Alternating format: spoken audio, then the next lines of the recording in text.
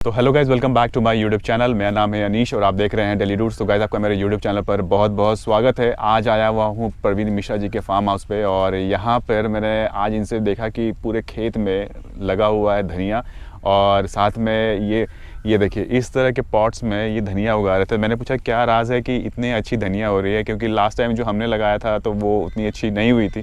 तो मैंने बोला कि आप थोड़ा सा इसका नॉलेज शेयर कीजिए। तो आज का वीडियो इसी के ऊपर होने वाला है, धनिया के ऊपर। अगर आप धनिया उगाना चाहते हैं तो कैसे उगा सकते हैं ईजी प्रोसेस से और इसका मज़ा ले सकते हैं लॉन्ग टर्म तक। तो चलिए गाइज़, ये वीडियो स्टार्ट करते हैं। अगर आप चैनल पर नए आए हैं तो चैनल को सब्सक्राइब कर लीजिएगा और आप मुझे इंस्टाग्राम पे भी फॉलो कर सकते हैं। तो गाइज़ चलिए वीडियो स्टार्ट करते हैं और बात करते हैं प्रवीण मिश्रा जी से। सम्मानित नागरिकों, नमस्कार। मैं प्रवीण मिश्रा पुनः उपस्थित हो गया हूँ डेली रूट्स यूट्यूब चैनल पर और आज बात चलेगी घर में आसानी से उगाए जाने वाले फसल के बारे में, जो कि सर्दियों में बिल्कुल आपके लिए औषधि है और आपका जायका बढ़ाने के साथ साथ इंटरनल इम्यून सिस्टम को भी ये बूस्ट करता है। और उनमें से एक है धनिया। धनिया लगभग हर फसल में, हर सब्जी में, हर व्यवहार में और साथ में इस तरीके से कि आपको लगे कि आपके घर में यदि कुछ भी आ रहा हो तो आप थोड़ा सा धनिया ज़रूर से मांग लेते हैं अपने सब्जी वाले से। घर में जब आप धनिया उगाएंगे तो पूरी फसल की अपने आप में एक पूर्ण हो जाएगी। जैसे हम लोग पूर्णाहुति करते हैं तो फसल में जब आप धनिया उगा लेते हैं तो ये पूरा संपूर्ण हो जाता है। और घर के टेरेस में भी, बालकनी में भी और इवन कि आप माइक्रो ग्रीन्स भी उगाते हैं और यदि धनिया भी उगाना सीख लेते हैं तो ये बिल्कुल आसान हो जाता है। हम आपके चैलेंज को लेकर ही चलते हैं। हम इस पर एक्सपेरिमेंट करके कहाँ कहाँ क्या परेशानी आती है इस पर बातचीत करते हैं और धनिया कैसे उगाएंगे इसी पर आज बातचीत चलेगी। बात करते हैं कि धनिया उगाने के लिए सॉइल मिक्स, मिट्टी मिक्स को किस तरह से तैयार किया जाए। तो इसके लिए एक फार्मूला है, इस फार्मूला को बड़े ध्यान से देखिए और समझिए। सबसे पहले हम लोग लेंगे 10 किलो मिट्टी, जिसमें गार्डन सॉइल हो या नॉर्मल सॉइल हो। इसके साथ ही 2.5 किलो तक कंपोस्ट लेंगे और इसके साथ मिलाएंगे 2.5 किलो नदी का रेत। साथ में मिलाएंगे 1 किलो नीम की खली और साथ में मिलाएंगे हम लोग 1 किलो पत्तों का खाद, लीफ कंपोस्ट। लीफ कंपोस्ट आप अपने से भी बना सकते हैं और आसपास में लीफ को एकत्र करके भी बनाया जा सकता है। इसके अलावा अब हम इसमें बात करते हैं कि चूंकि ये लीफी वेजिटेबल है, पत्ते हमारे बड़े होने चाहिए, शानदार होने चाहिए और बिल्कुल अच्छे से चलने भी चाहिए। तो मॉइस्चर भी चाहिए और साथ में कार्बन कंटेंट भी चाहिए। इसके लिए हमने इस पूरे फार्मूले में 1 किलो तक कोकोपीट को ऐड कर दिया है। कोकोपीट के ऐड करने के साथ ही आप देखेंगे कि पौधा बिल्कुल शानदार एकदम परफॉर्म करने लगा है। इस तरकीब को फिर से सुनिए। 10 किलो मिट्टी, 2.5 किलो कंपोस्ट, 2.5 किलो नदी का रेत, 1 किलो नीम की खली, 1 किलो पत्तों का खाद और 1 किलो तक कोकोपीट को मिलाना है। इसके साथ ही आप मिलाएंगे 1 ग्राम पर किलो सॉइल मिक्स हल्दी, 1 ग्राम पर किलो सॉइल मिक्स चूना खाने वाला और इसके साथ ही मिलाएंगे 0.5 ग्राम पर किलो सॉइल मिक्स काली मिर्च का पाउडर। मिलाने के बाद आप बिल्कुल शानदार ढंग से इस तरह से सॉइल मिक्स को तैयार करके अपने पौधों के लिए तैयार कर लेंगे, जिसमें कोई कंकड़ पत्थर रोड़ी ना हो। देखिए कितना शानदार ये है।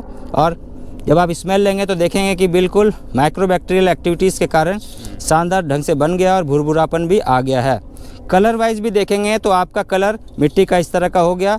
तो अब ये पूरा समृद्ध है और चलने के लिए तैयार है।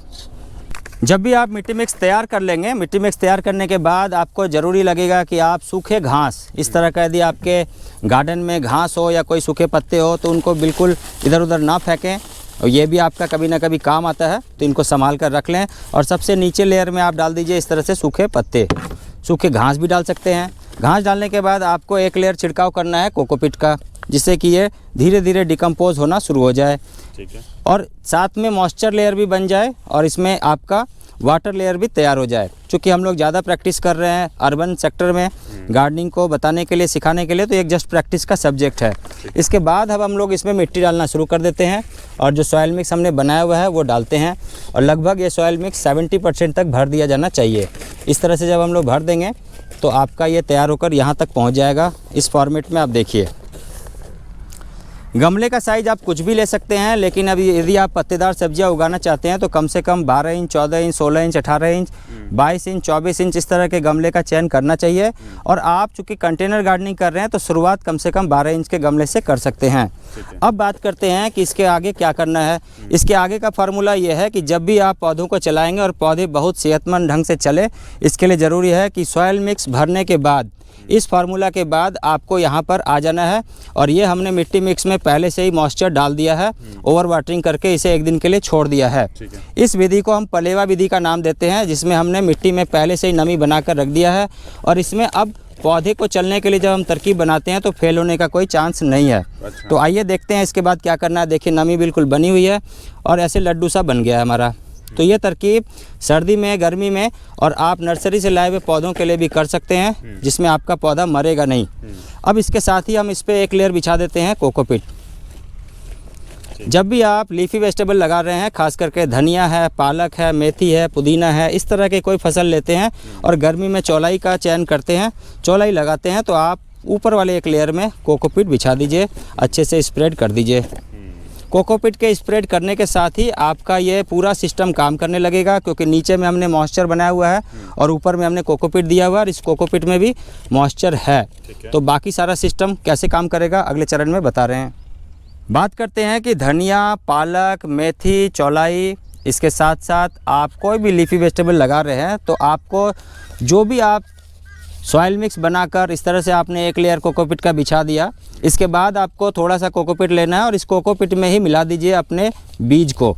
सीड्स जब आप कोकोपीट में मिलाकर इस तरह से मिला देंगे, मिक्स कर देंगे, तो इसका चलना और अच्छा हो जाता है। और एक फ़ायदा और भी है कि एक जैसा बराबर से ऐसे फैल जाता है। आप जब भी देखेंगे कि एक जैसा ये फैल गया है तो आप इसमें अच्छा महसूस करेंगे। वरना ज़्यादातर समय में क्या होता है कि धनिया के बीज आपने डाला, पानी डाला, वो इधर उधर भागना शुरू कर देता है और फिर उनको संभालना मुश्किल होता है। जब स्प्राउटिंग होता है तो साइड में एक कॉर्नर में ज़्यादा जम जाता है और एक साइड में कम जमता है, तो ये भी एक कारण है। तो आप जब भी उगाएंगे, चलाएँगे, तो इस तरह से आप मिक्स करके डालिए। अब इसके बाद की कड़ी में हमारे पास है कंपोस्ट। तो आप ऊपर से एक लेयर कंपोस्ट का छिड़काव कर दीजिए और कंपोस्ट के छिड़काव करने के साथ ही आप देखेंगे कि ये पूरा कवर अप हो गया। और कवर अप होने के बाद अब इसमें हल्का सा मॉइस्चर हल्का सा ऊपर से डालना है। वो भी कैसे डालना है बताते हैं। इस तरह का थपकी लगाना है। थपकी यदि आप लगाते हैं तो इसके और एयर पॉकेट्स को टाइट हो जाता है ये, और एयर पॉकेट्स यदि टाइट हो गया तो यहाँ से अब जर्मिनेशन का काम शुरू हो जाता है। पौधों को जर्मिनेट होने के लिए गर्माहट भी चाहिए और एयर भी चाहिए। तो आप ऐसे जगह में रखेंगे जहाँ पर एयर का क्रॉस वेंटिलेशन हो, हवादार माहौल हो, सनलाइट हो, मॉइस्चर हो, ह्यूमिडिटी हो और न्यूट्रिएंट मैनेजमेंट हम लोगों ने इसमें पूरा कर दिया है। ठीक है। आगे के चरण में दिखाता हूँ कि आप पानी वाटरिंग कैसे करेंगे। पौधों को चलने के लिए ज़रूरी है कि आप इस तरह का शावर वाला पानी दीजिए। शावर वाला पानी भी हल्का देना है, क्योंकि मैंने मॉइस्चर अलग से मेंटेन कर रखा है। अब इसके साथ ही पहले दिन आपने पानी डाल दिया, अगले दिन भी आप एक बार और ऐसे हल्की सी वाटरिंग कर दीजिए। इसके बाद जब तक स्प्राउट ना हो जाए, जब तक जम ना जाए, जब तक बीज अंकुरण ना हो जाए, तब तक और ज़्यादा पानी नहीं डालना है। अच्छा। आप देखेंगे, महसूस करेंगे कि इस तरह से आपका पौधा चलने लगा और पौधा चलने के साथ ही बिल्कुल शानदार ढंग से परफॉर्म करना शुरू हो गया। ठीक है।